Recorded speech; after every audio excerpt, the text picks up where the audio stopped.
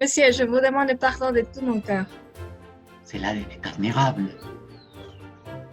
Vous ne trouverez pas mauvais, s'il vous plaît, la curiosité que j'ai eue de voir un illustre malade comme vous êtes, et votre réputation qui s'entend partout peut excuser la liberté que j'ai prise. Monsieur, je suis votre serviteur. Je vois, monsieur, que vous me regardez fixement. Quel âge croyez-vous bien que j'ai? Je crois que tout au plus, vous pouvez avoir 26 ou 27 ans. Ah, j'en ai 90. 90? Oui. Vous voyez en effet les secrets de mon art, de me conserver en si frais et vigoureux. Par ma foi, voilà un beau jeune vieillard pour 90 ans.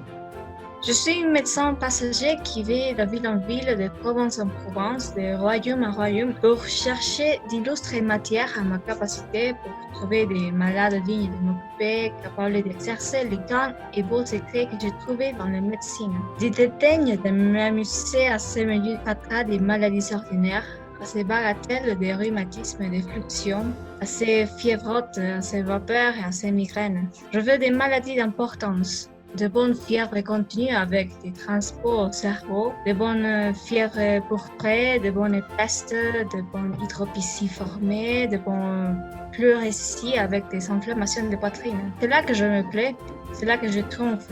Je voudrais, monsieur, que vous souciez toutes les maladies que je viens de dire. Je vous suis abandonné de tous les médecins désespérés à l'agonie pour vous montrer l'excellence de mes remèdes et l'envie que j'aurai de vous rendre service. Je vous suis obligé, monsieur, de bonté que vous avez pour moi. Donnez-moi votre pouls. Alors donc qu'il l'on batte comme il faut. Et je vous ferai bien aller comme vous devez. Oui, ce pouls-là fait l'impertinent.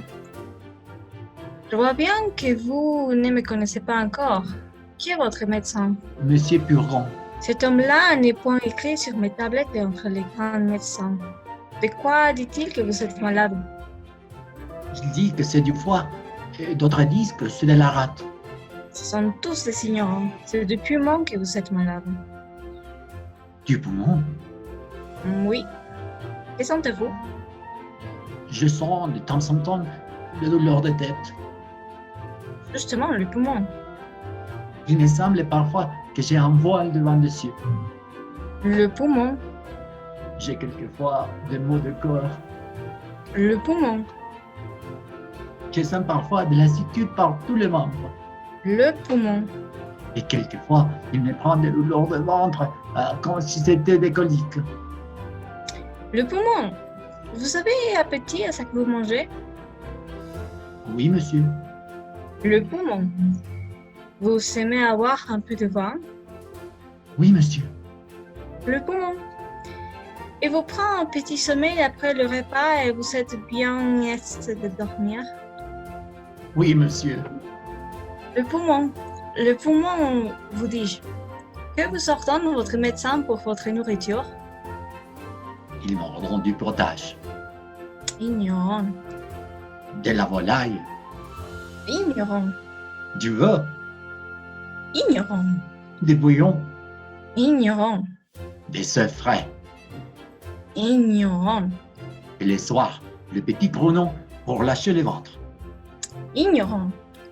Et surtout, de voir mon ventre tremper. Ignorantus, ignoranta, ignorantum. Il faut voir votre vin pur. Et pour épaissir votre sang qui est trop subtil, il faut manger des bons gros bœufs, des bons gros porcs, des bons fromages de l'Inde, du gruau et du riz, et des marrons et des souliers pour coller et conglutiner. Votre médecin est une bête. Je veux vous envoyer un des moments et je viendrai vous voir de temps en temps tandis que je serai en cette ville. Vous m'obligez beaucoup. Que diantre faites-vous de ce bras-là? Comment? Voilà un bras que je me ferai couper tout à l'heure si j'étais près de vous. Et pourquoi? Ne voyez-vous pas qu'il tire à soi toute la nourriture et qu'il empêche ces côtés-là de profiter? Oui, mais j'ai besoin de mon bras. Vous avez là aussi un œil droit que je me ferais crever si j'étais en votre place. Crever un œil? Ne voyez-vous pas qu'il incommode l'autre et lui dérobe sa nourriture? Croyez-moi, faites-vous le crever au plus tôt. Vous en verrez plus clair de l'œil gauche. Cela n'est pas pressé. Adieu. Je suis fâchée de vous quitter si tôt, mais il faut que je me trouve à une grande consultation qui se doit faire pour un homme qui mourut hier. Pour un homme qui mourut hier? Oui, pour aviser et voir ce qu'il aurait fallu lui faire pour le guérir. Jusqu'au revoir. Vous savez que les malades ne reconduisent pas.